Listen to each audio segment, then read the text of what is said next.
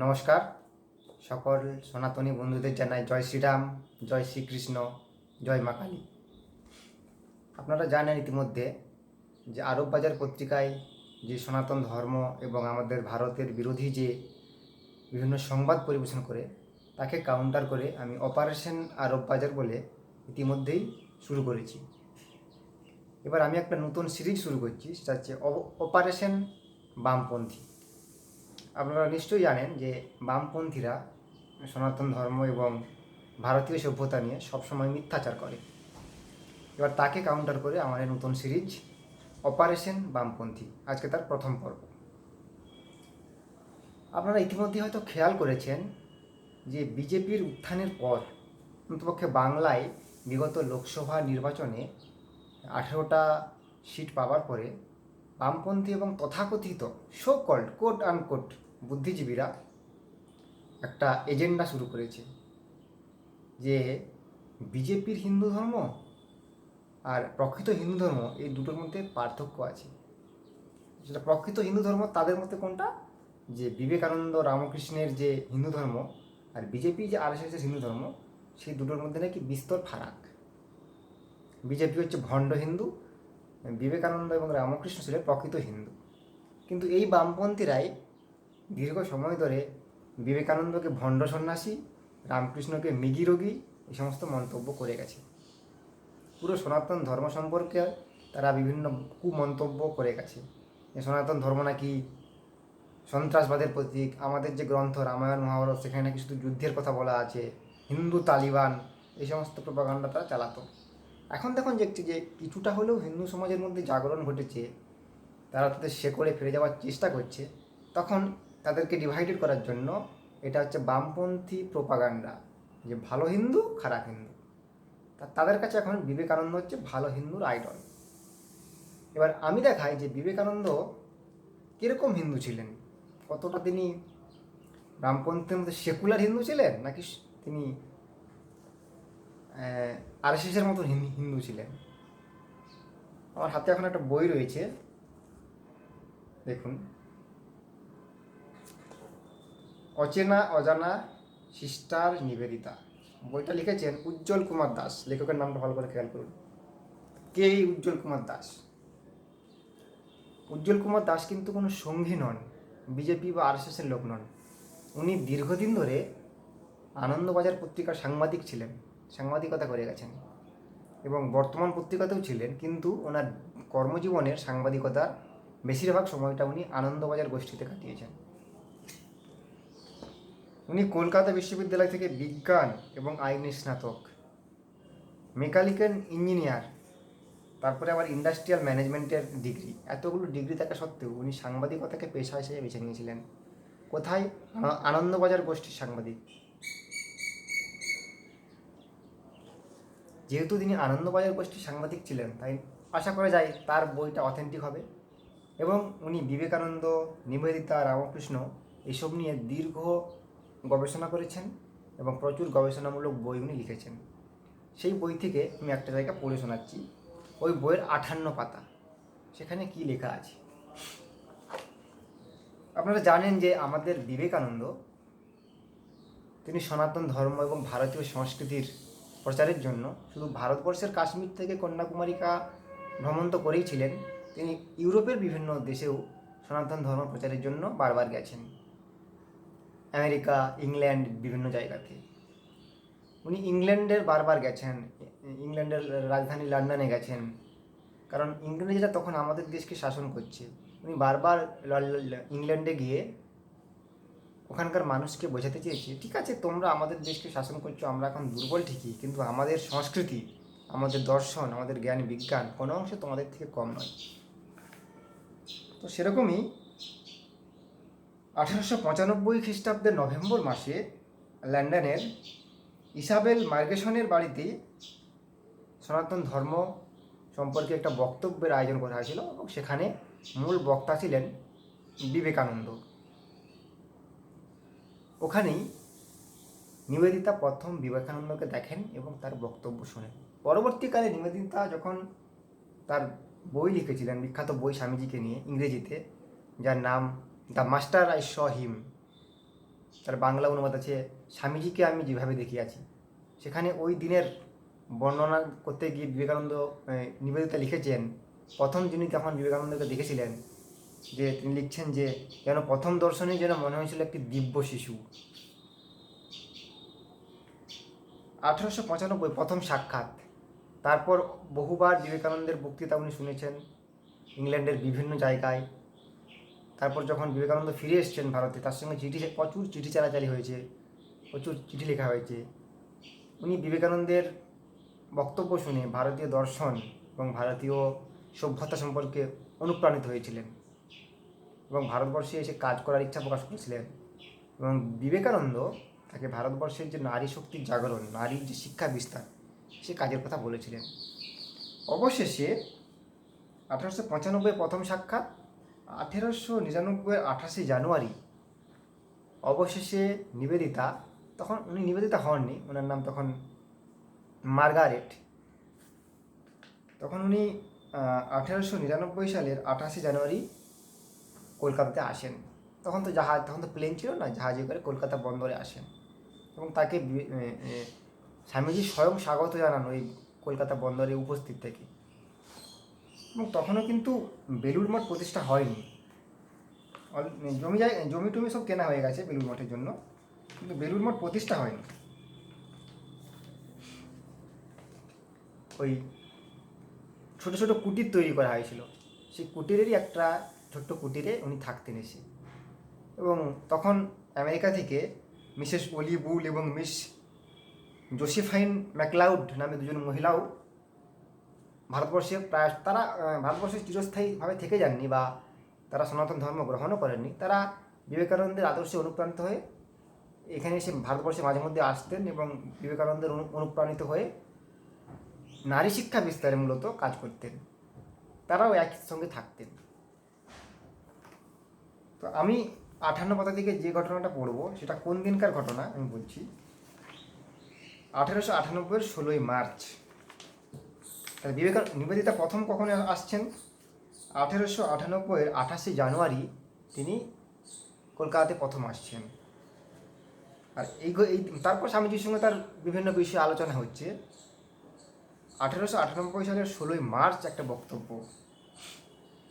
আপনারা জানেন যে গঙ্গার তীরেই বেলুড় মঠ, গঙ্গার তীরে স্বামীজি আর মার্গারেট বসে আছেন, তাদের মধ্যে কথোপকথন হচ্ছে। সেই কথোপকথন থেকে আমি কিছু অংশ তুলে ধরব। বিবেকানন্দ বলছে, যদি তোমাকে ভারতের কল্যাণের জন্য জীবন উৎসর্গ করতে হয় তবে তোমাকে সম্পূর্ণ ভারতীয়ভাবে চলতে হবে। এমনকি আহার বিহার, চালচলন, পোশাক পরিচ্ছদ, আচার ব্যবহার, কথাবার্তা প্রত্যেক বিষয়েই হিন্দু ভাবাপন্ন হতে হবে।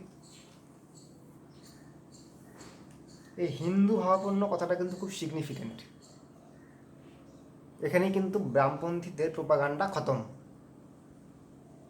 ঠিক আছে, এটা না হয় তাও মেনে নেওয়া যায় যে নিবেদিতা যখন ভারতবর্ষে থেকেই কাজ করবে বলছেন, তখন বিবেকানন্দ তাকে বলতেই পারেন যে তোমাকে ভারতীয় হতে হবে। এমন নয় যে তুমি ভারতীয়দেরকে দয়া করছো এসে, কারণ আপনারা জানেন যে মার্গারেট খুব শিক্ষিতা এবং বিদুষী মহিলা ছিলেন। তিনি এসে যখন ভারতে কাজ করবে, এমন একটা তোমার মনে অশ্রদ্ধার ভাব থাকা চলবে না যে তুমি যেন ভারতবর্ষকে দয়া করছো। ভারতীয় হতে হবে এটা না হয় ঠিক আছে, কিন্তু হিন্দু ভাবাপন্ন একজন মহিলা যিনি ভারতবর্ষে এসে কাজ করতে চাইছেন, তাকে হিন্দু হতে হবে? তার মানে কি বিবেকানন্দ মার্গারেটকে হিন্দু ধর্মে কনভার্ট করার চেষ্টা করছেন? তাহলে কি বিবেকানন্দ বামপন্থীদের মতো সেকুলার হিন্দু? কী জানি বাবা, আমার তো বিবেকানন্দকে সেকুলার হিন্দু মনে হলো না। একজনকে তিনি ঘর ওয়াপসি করাচ্ছেন, আজকের পরিভাষায় যেটা আরএসএস বা বিজেপির পরিভাষা ঘর ওয়াপসি, এটা এখানে যেন আমি কেরম ঘর ওয়াপসির গন্ধ পাচ্ছি। তারপরে আবার পড়ছি, তোমার উপর যখন মেয়েদের শিক্ষার ভার দেব বলে ঠিক করেছি, তখন তোমাকে হিন্দু বিধবার মতো সম্পূর্ণ নিষ্ঠাবতী ব্রহ্মচারিণী হয়ে জীবনযাপন করতে হবে। গেল হিন্দু বিধবার মতন জীবনযাপন করতে বলছেন একজন শিক্ষিতা ইউরোপীয় মহিলাকে। হিন্দু বিধবা কনসেপ্টটাই তো হিন্দু ধর্মের কুসংস্কার, তারপরে আবার এখানে তো নারীবাদ একদম পুরো শেষ। একজন নারীকে, যিনি কিনা কুমারী, তাকে হিন্দু বিধবার মতন জীবনযাপন করতে হবে। এখানে কোথায় গেল বিবেকানন্দের ঔদার্য? কোথায় গেল বিবেকানন্দের সেকুলারিজম? বামপন্থীদের প্রপাগান্ডা এখানেও খতম হয়ে গেল। ব্রহ্মচারিণী না, ঠিক আছে, তিনি সন্ন্যাস নেবেন বলছেন, ব্রহ্মচারিণী তাকে হতেই হবে, কিন্তু হিন্দু বিধবাদের মতন কেন হতে হবে? দেখুন, হিন্দু বিধবাদের মতন কথাটা এখানে কেন বলেছেন? তাহলে তিনি কি নারী বিরোধী হয়ে গেলেন নাকি, যে হিন্দু বিধবা আবার কি? হিন্দু বিধবা কথাটা এই কনটেক্সটে উনি ব্যবহার করেছেন যে আপনারা জানেন তৎকালীন সময়ে হিন্দু বিধবাদের যে আমাদের গৌরীদান প্রথা ছিল, যেটাকে আমি সাপোর্ট করি না কোনোভাবেই, যে একটা 50 বছরের কুলীন ব্রাহ্মণের সঙ্গে একটা 9 বছরের মেয়ের বিয়ে হলো, 12 বছরের বিধবা হয়ে গেলো, তারপর বাকি জীবনটা হচ্ছে একটা বৈধব্য জীবন কাটাতো। তার মধ্যে মাসে 30 দিনের মধ্যে 25 দিন একাদশী, তাকে উপোস করে থাকতে হতো, মাথা মুড়িয়ে থাকতে হতো। আমি সেগুলোকে সাপোর্ট করছি না, কিন্তু বিবেকানন্দও সেগুলোকে সাপোর্ট করতেন না। হিন্দু বিধবা কথাটা বলে যে নিষ্ঠা, যে নিষ্ঠা, হিন্দু বিধবারা যে নিষ্ঠার সঙ্গে বৈধব্য জীবন যাপন করতেন, সেই নিষ্ঠা কনটেক্সটে কথাটা ব্যবহার করা হয়েছে যে তোমাকে হিন্দু বিধবার মতন সম্পূর্ণ নিষ্ঠাবতী ব্রহ্মচারী হতে হবে, অর্থাৎ তোমাকে ভারতীয় সংস্কৃতি সম্পর্কে, হিন্দু ধর্ম সম্পর্কে নিষ্ঠাবান হতে হবে এই ভারতবর্ষে থেকে কাজ করতে গেলে। এমন নয় যে তুমি কয়েকদিন তোমার ঘোর লেগেছে, ইউরোপের সুখ স্বাচ্ছন্দ্য জীবনযাপনে অভ্যস্ত ছিল, হঠাৎ করে মনে না ভারতবর্ষে গিয়ে কয়েকদিন কাজ করে চলে আসি, সেটা নয়, নিষ্ঠা নিয়ে কাজ করতে হবে, সেই কনটেক্সটে ব্যবহার করেছি। তোমার কাজ ক্ষুদ্র পারিবারিক ক্ষেত্রের মধ্যে আবদ্ধ না রেখে সমগ্র জাতি ও দেশের প্রতি ব্যক্ত হবে। ভেবে দেখো তুমি তা পারবে কি না। এবার নিবেদিতা উত্তরে কি বলছেন? আমি পারবো। স্বামীজি লক্ষ্য করলেন তার বলবার ভঙ্গিতে ফুটে উঠেছে প্রত্যয় ও দৃঢ়তা। স্বামীজি আবার বললেন, তোমাকে এখন চিন্তায়, ভাবে, অভ্যাসে ও প্রয়োজনে সম্পূর্ণ হিন্দু হতে হবে, সম্পূর্ণ হিন্দু হতে হবে, ঘর ওয়াপসি। বিবেকানন্দ ছিলেন একজন খ্রিস্টান মহিলা, নিবেদিতা মার্গারেট ছিলেন একজন খ্রিস্টান মহিলা, তাকে বারবার ইনসিস্ট করছেন বিবেকানন্দ যে তোমাকে ভারতবর্ষে থেকে কাজ করতে গেলে, আমার আদর্শে অনুপ্রাণিত হয়ে কাজ করতে গেলে হিন্দু হতে হবে, হিন্দু হতে হবে, ঘর ওয়াপসি। বিবেকানন্দ সেকুলার ছিলেন না, সর্বধর্ম সমন্বয় এখানে তো আমি সেরকম দেখতে পাচ্ছি না, বারবার বলছেন হিন্দু হতে হবে, নিষ্ঠাবান হিন্দু হতে হবে। তোমার জীবনকে এখন ভিতরে বাইরে ব্রাহ্মণ ব্রহ্মচারিণীর আদর্শে গঠন করতে হবে, ব্রাহ্মণ ব্রহ্মচারিণীর আদর্শে গঠন করতে হবে, ব্রাহ্মণের আদর্শে। তাহলে কি বিবেকানন্দ ব্রাহ্মণ্যবাদী ছিলেন, মনুবাদী ছিলেন, সামন্তবাদী ছিলেন? আজকে জেএনইউতে সকল বামপন্থীরা বলে না, হামে চাহিয়ে আজাদি, ব্রাহ্মণবাদ সে আজাদি, মনুবাদ সে আজাদি, সামন্তবাদ সে আজাদি। এই কি সে ব্রাহ্মণবাদ যেখানে বিবেকানন্দ নিবেদিতাকে ব্রাহ্মণের মতন আদর্শ গঠন করতে বলছে? আসলে ব্রাহ্মণ কি? এটা কোনো কাস্ট নয়, আমাদের হিন্দু শাস্ত্রে কোনো কাস্ট নেই, বর্ণ বিভাজন নেই, এগুলো ইংরেজরা করে দিয়ে গেছে। ব্রাহ্মণ সেই ব্যক্তি যিনি জ্ঞানে এবং ত্যাগে উত্তীর্ণ হতে পারবেন, এর উত্তীর্ণ মানুষ তিনিই ব্রাহ্মণ হতে পারেন। তাহলে ব্রাহ্মণের মতন আদর্শ মানে তোমাকে জ্ঞানী এবং ত্যাগী হতে হবে। তার উদাহরণটা তিনি কি দিচ্ছেন? ত্যাগব্রতে দীক্ষিতা গার্গী, দৃঢ়বতা মৈত্রীর কথা তোমাকে আগেই বলেছি। কে গার্গী এবং মৈত্রী? আমরা যদি একটু হিন্দু শাস্ত্র পড়াশোনা করি, সনাতন শাস্ত্র পড়াশোনা করি, আমরা পাবো কয়েকজন জ্ঞানী নারীর কথা। গার্গী, মৈত্রী, লোপামুদ্রা, অপালা, এরা কারা ছিলেন? এই নারীবাদ হচ্ছে হঠাৎ করে ইউরোপ থেকে আমদানি হয়নি। আমাদের বৈদিক সমাজে, আমাদের অ্যানসিয়েন্ট ইন্ডিয়াতে নারীরা পুরুষদের সঙ্গে সমান তালে শিক্ষা লাভ করতে পারতেন। এই যে মৈত্রীর কথা বলা হচ্ছে, এই মৈত্রী কে ছিলেন? মৈত্রী ছিলেন মহর্ষি যাজ্ঞবল্ক্য, যে ঋষি, মহর্ষি যাজ্ঞবল্ক্য ঋষির স্ত্রী ছিলেন, এবং তিনি নিজে একজন অসাধারণ পণ্ডিত মহিলা ছিলেন। এই যে বলা হচ্ছে এখানে গার্গীর কথা, এই গার্গীও ছিলেন অসাধারণ পণ্ডিত মহিলা, এবং তিনি শাস্ত্রজ্ঞ পণ্ডিতদের সঙ্গে, পুরুষদের সঙ্গে বিতর্ক করতেন বিভিন্ন ভারতীয় দর্শন এবং শাস্ত্র নিয়ে। অতএব আমাদের দেশে পণ্ডিত মহিলা, শিক্ষিতা মহিলা, নারী শিক্ষা আগেও ছিল, পরে সেগুলো যে কীভাবে কী হয়ে গেল সেগুলো নিয়ে পরে আলোচনা করা যাবে। কিন্তু আমাদের দেশে মেয়েদেরকে পর্দানসীন করে স্কুলে পাঠাবো না, এরকম জিনিস ছিল না আমাদের বৈদিক সমাজে। সেই রকম দীপ্তশালিনী মহিষী নারী হতে হবে। দেহজ্ঞান বিরহিতা তপস্বিদ্ধা শবরীর কথা তোমাকে বলেছি। গুরুর আদেশে নিজের যৌবনোচ্ছ্বসিত দেহকান্তি বিনষ্ট করে দিয়ে তপস্বী শর্বরী কীভাবে শ্রীরামচন্দ্রের দুর্লভ দর্শনের পর জ্বলন্ত অগ্নিতে আপনাকে আহুতি দিয়েছিলেন তা তুমি জানো। অমৃতের উদাত্ত আহ্বানে ভারতের নারী যুগে যুগে যেমন সর্বস্ব ত্যাগ করেছে, তুমি সেই রকম পারবে কি রে? কে তপস্বী শর্বরী, যার কথা, যার গল্প নয়, এটা বাস্তব ঘটনা, মানে যার কথা বলে বিবেকানন্দ নিবেদিতাকে অনুপ্রাণিত করার চেষ্টা করছেন? একটা কথা বামপন্থীরা বারবার বলেন যে রামচন্দ্র নাকি শম্ভুককে হত্যা করেছিল। তিনি একজন শূদ্র ছিলেন, রামচন্দ্র একজন ক্ষত্রিয় ছিলেন। এই যে শবরী তো একজন শূদ্র, শবর কথা থেকে এসছে শবরী, শবর জাতি মানে যারা অন্তর্জ শ্রেণীর, আজকের পরিভাষায় যাদেরকে শিডিউল ট্রাইব বলা হয়। শম্ভুককে রামচন্দ্র হত্যা করেছিল, শম্ভুক পাপ করেছিল বলে, পাপী ছিল। তাহলে যিনি পাপী থাকবেন তাকে তো হত্যা করতেই হবে, সেটাই তো একজন যিনি সিদ্ধ পুরুষ হবেন, যিনি মহাপুরুষ হবেন তার কাজ। তিনি সবসময় পাপীকে হত্যা করবেন। শ্রীকৃষ্ণও কংসকে হত্যা করেছিলেন, রামচন্দ্র রাবণকে হত্যা করেছিলেন। রাবণ তো ব্রাহ্মণ ছিলেন, রামচন্দ্র ক্ষত্রিয় ছিলেন। কই আমাদের দেশের ব্রাহ্মণরা কি রাবণকে পুজো করে না রামচন্দ্রকে পুজো করে? রামচন্দ্রকে পুজো করেন, কারণ রামচন্দ্র ন্যায়ের পথে ছিলেন। সেরকম শম্ভুক দলিত থাকলেও তিনি অন্যায় করেছিলেন, তার থেকে খুন করেছিলেন। কিন্তু যে শবরী, কে শবরী? শবরী একজন শবর সম্প্রদায়ের মহিলা ছিলেন, যার বাবা একজন ব্যাদ ছিলেন, বনে জঙ্গলে পশু শিকার করে জীবিকা নির্বাহ করতেন। কিন্তু শবরীর পড়াশোনা করবার, শাস্ত্র শিখবার, দর্শন শিখবার খুব ইচ্ছে ছিল। সেজন্য তিনি মাতঙ্গমুনির আশ্রমে আসেন এবং মাতঙ্গমুনি তাকে ভারতীয় দর্শন এবং শাস্ত্র সম্বন্ধে শিক্ষা দিতে থাকেন। এবং মাতঙ্গমুনি মৃত্যুর পূর্বে শবরীকে বলে যান যে প্রভু শ্রী রামচন্দ্র একদিন নিজে সশরীরে তার কুটিরে এসে উপস্থিত হবেন। সেদিন থেকেই রামচন্দ্রের জন্য শুরু হয় শবরীর তপস্যা। আমাদের একটা লোকপ্রবাদ আছে, শবরীর তপস্যা। এটা একটা লোকপ্রবাদ। শবরীর তপস্যা কথাটা ব্যবহার করা হয় যিনি অত্যন্ত ধৈর্যশীল, ডেডিকেটেড তার কাজের প্রতি। শবরী ডেডিকেটেড ছিল শ্রী রামচন্দ্রের দর্শন পাওয়ার জন্য। তিনি জানতেন রামচন্দ্র আসবেন, তিনি অনন্ত প্রতীক্ষা করে গেছেন রামচন্দ্রের জন্য।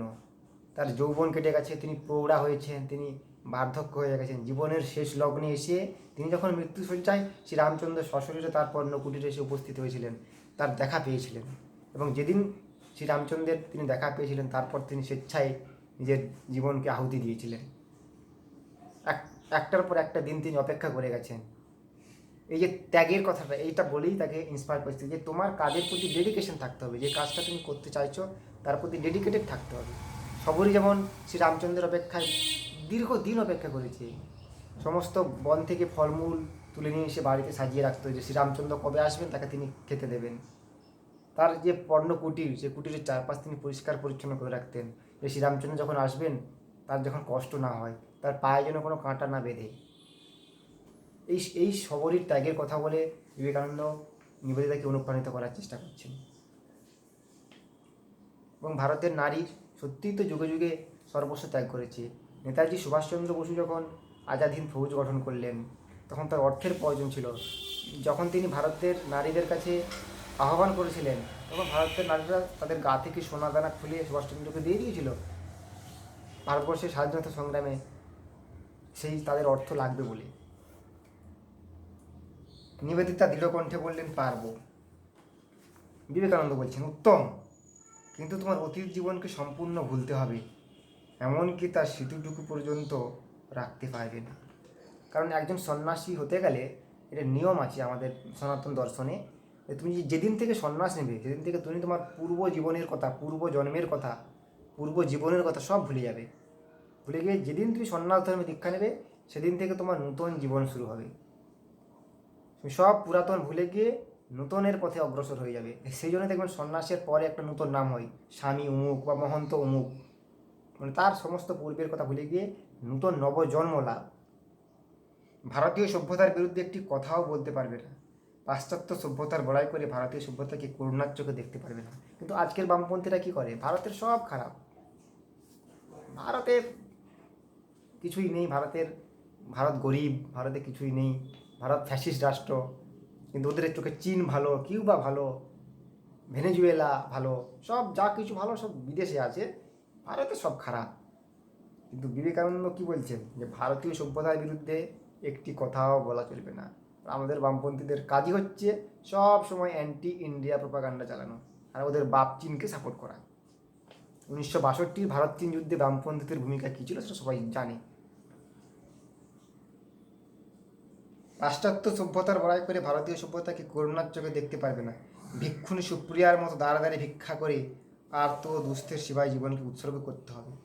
কে এই ভিক্ষুণী সুপ্রিয়া, যার কথা বলে নিবেদিতাকে অনুপ্রাণিত করার চেষ্টা করছেন বিবেকানন্দ? রবীন্দ্রনাথের এক বিখ্যাত কবিতা আছে না, নগর লক্ষ্মী? সেখানে একটা লাইন ছিল না, প্রভু আমি ভিক্ষুণীর অধম সুপ্রিয়া, তব আজ্ঞা লইল বহিয়া, কাঁধে যারা খাদ্যহারা আমার সন্তান তারা, নগরীর অন্ন বিলাবার আমি লইলাম ভার। কোন পরিপ্রেক্ষিতে এই কবিতা লেখা? কে এই ভিক্ষুণী সুপ্রিয়া? ভগবান বুদ্ধের জীবৎকালে শ্রবস্তি নগরে যখন এক বিরাট দুর্ভিক্ষের সৃষ্টি হয়েছিল, তখন এই ভিক্ষুণী সুপ্রিয়া তার নাম ছিল। ভিক্ষুণী কেন নাম হয়েছে? এই সুপ্রিয়া গৌতম বুদ্ধের চরণধুলি নিয়ে বলেছিলেন, প্রভু এই যে মানুষ না খেতে পেয়ে খাদ্যের অভাবে হাহাকার করছে, আমি ভিক্ষা করে করে এই আর্তের মুখে খাবার তুলে দেবো। সেজন্য তার নাম হচ্ছে ভিক্ষুণী সুপ্রিয়া। কারণ তিনি ভিক্ষা করে মানুষের মুখে খাদ্য তুলে দেওয়ার চেষ্টা করেছিলেন। সেটাই বিবেকানন্দ নিবেদিতাকে বলছেন, এটাই হচ্ছে ভারতীয় দর্শন। যদি প্রয়োজন হয় তোমাকে ভিক্ষা করে করে জীবনযাপন করতে পারে। সন্ন্যাসীদের কাজই তাই, ভিক্ষান্নে জীবন নির্বাহ করা, কোনো সংকোচ থাকা চলবে না ভিক্ষা করবার জন্য। এবং বৌদ্ধ কালচারে দেখুন বৌদ্ধ ভিক্ষু বলে যে কথা আছে, যারা ওদের সন্ন্যাসী হয় তাদেরকে বৌদ্ধ ভিক্ষু বলে, কারণ ভিক্ষাই ওদের জীবনের শেষ সম্বল। যে আমি মানুষের কাছ থেকে ভিক্ষা নেব, সেই ভিক্ষা নিয়ে আমার জীবন সংগ্রহ করব, এটাই বৌদ্ধ ভিক্ষু। এবং এই নিয়ে রবীন্দ্রনাথ কবিতা লিখেছেন। সেই ভিক্ষুণী সুপ্রিয়ার মতন তাকে ত্যাগী হতে হবে। মীরাবাইয়ের মতো এই ভারতবর্ষের জন্য সর্বসুখ জলাঞ্জলি দিতে হবে। একেই তোমার জননী ও ধাত্রী বলে জ্ঞান করতে হবে। বলো তুমি পারবে? মীরাবাই আপনারা জানেন যে একজন রাজপুত রমণী ছিলেন এবং খুব রাজস্থানের রাঠোর পরিবারের খুব উচ্চ পরিবার, যারা খুব বিত্তশালী পরিবার ছিল, সেই পরিবারের কন্যা ছিলেন মীরাবাই। এবং তার বিবাহ হয়েছিল চিতোরের রাজ পরিবারের সঙ্গে। কিন্তু তিনি খুব অল্প বয়স থেকেই শ্রীকৃষ্ণকে নিজের স্বামী বলে মনে করতেন। শ্রীকৃষ্ণের প্রেমে তিনি পাগল ছিলেন। এখানে ডেডিকেশনের কথা বলা হচ্ছে, যে কৃষ্ণের প্রতি তার ডেডিকেশন। এবং যখন বাবর ওই চিত্তর রাজ্য আক্রমণ করে 1527 খ্রিস্টাব্দে, যখন ওই চিত্তরের রাজার মৃত্যু হয়, তখন তো পারতেন মীরাবাই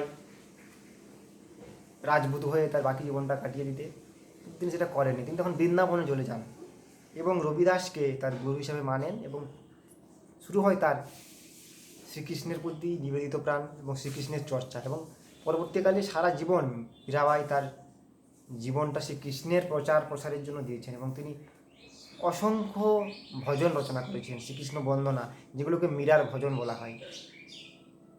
একজন সহজিয়া শ্রীকৃষ্ণের প্রচারক ছিলেন মীরাবাই। তিনি শ্রীকৃষ্ণের ভাবধারাকে সারা ভারতবর্ষে, সারা পৃথিবীতে ছড়িয়ে দিয়েছেন তার কাজের মাধ্যমে, তার ডেডিকেশনের মাধ্যমে।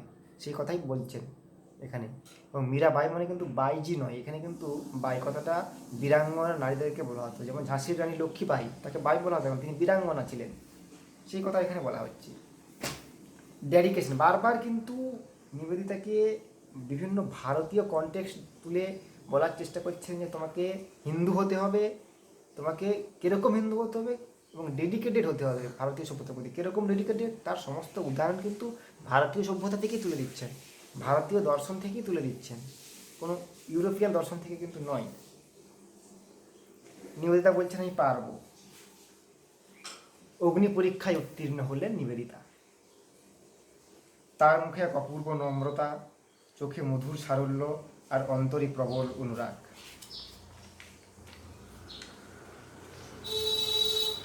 উৎকণ্ঠ হয়ে পরম আগ্রহে তিনি একে একে স্বামীজির সকল নির্দেশ শুনলেন।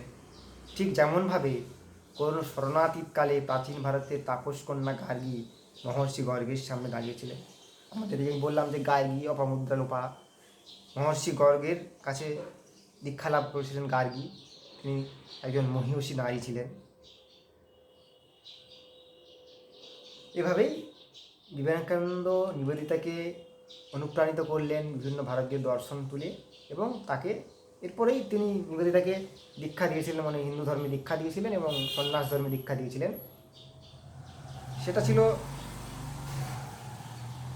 1898-এর 25শে মার্চ। এই ঘটনা যেদিন কথোপকথন হচ্ছে 16ই মার্চ, তারপরে বেশি দিন কিন্তু নয়। 25শে মার্চ ব্রহ্মচর্য ব্রতে নিবেদিতাকে দীক্ষা দিলেন শ্রীরামকৃষ্ণ। কীভাবে না, সংক্ষেপে শিব পুজো করিয়ে শিবের বন্দনা করালেন, শিবের পুজো করালেন এবং ব্রহ্মচর্য জীবন শুরু হলো নিবেদিতা। নিবেদিতা তার বই কী লিখেছেন সেদিন প্রসঙ্গে, সেই প্রভাবটি জীবনের সর্বাপেক্ষা আনন্দময় প্রভাব ছিল। ভারতবর্ষের যুগ যুগান্তের ইতিহাসে এক অভূতপূর্ব ঘটনা। নিবেদিতার আগে কোনো পাশ্চাত্য রমণী এভাবে গত্যান্তরিত হয়ে সন্ন্যাসিনী হননি। এরপর বিবেকানন্দ তাকে ভারতের বেদিমূলে উৎসর্গ করলেন এবং তার কপালে এঁকে দিলেন নূতন পরিচয়, ভগিনী নিবেদিতা। এবারেই কিন্তু মার্গারেট ভগিনী নিবেদিতা হলেন। এই জার্নির মধ্যে দিয়ে তিনি গেলেন। তাহলে বামপন্থীরা কি বলবেন, বিবেকানন্দ কি সেকুলার হিন্দু ছিলেন? না, তিনি যদি সেকুলার হিন্দু থাকতেন তাহলে তিনি বিবেকানন্দকে কখনোই হিন্দু ধর্মে ধর্মান্তরিত করতেন না। তিনি বারবার নিবেদিতাকে বিভিন্ন উদাহরণ তুলে ধরেছেন, ভারতীয় সংস্কৃতি থেকে, সনাতন দর্শন থেকে অনুপ্রাণিত করেছেন। তোমাকে ভারতবর্ষে কাজ করতে গেলে হিন্দু হতে হবে, হিন্দু দর্শনকে নিজের করতে হবে, তবেই তুমি ভারতবর্ষে কাজ করতে পারবে। এটাকেই আজকের পরিভাষায় বলা হয় ঘর ওয়াপসি। আজকের ভিডিও এখানেই শেষ করলাম। পরবর্তীতে আমি বামপন্থী প্রোপাগান্ডাকে এভাবেই কাউন্টার করব। নমস্কার, আজ এখানেই শেষ।